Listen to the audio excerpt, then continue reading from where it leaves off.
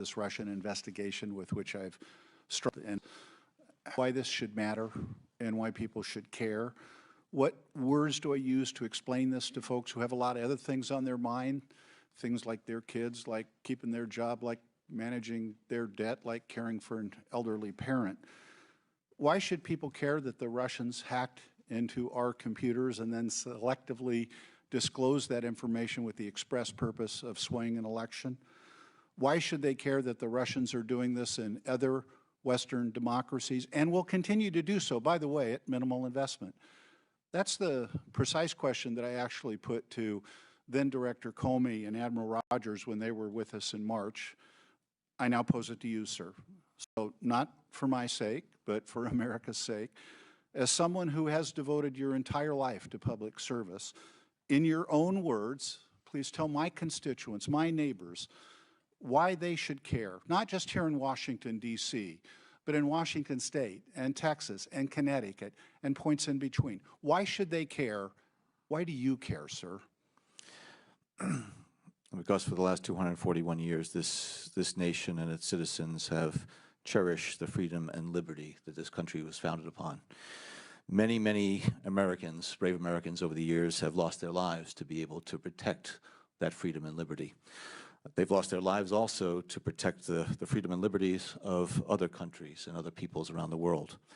Our ability to choose our elected leaders as we see fit is, I believe, an inalienable right that we must protect with all of our resources and all of our authority and power. And the fact that the Russians tried to influence that election so that the will of the American people was not going to be realized by that election, I find outrageous and something that we need to, with every last ounce of devotion to this country, resist and to try to act to prevent further instances of that. And so, therefore, I believe that this is something that's critically important to every American. It's certainly, it's very important to me, for my children and grandchildren, to make sure that never again will a foreign country try to influence and interfere in the foundation stone of this country, which is electing our democratic leaders. In other words, sir, because you love your country. That's the Cliff Note version of it, yes.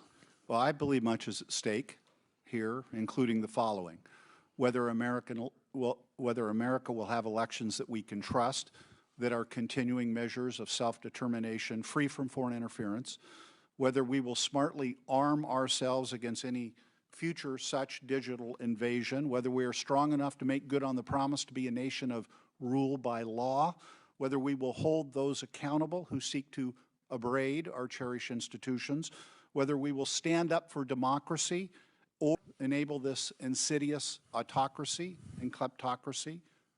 Much is at stake. No one should be misled, however, because this isn't just about Russia. This is about us and our mettle.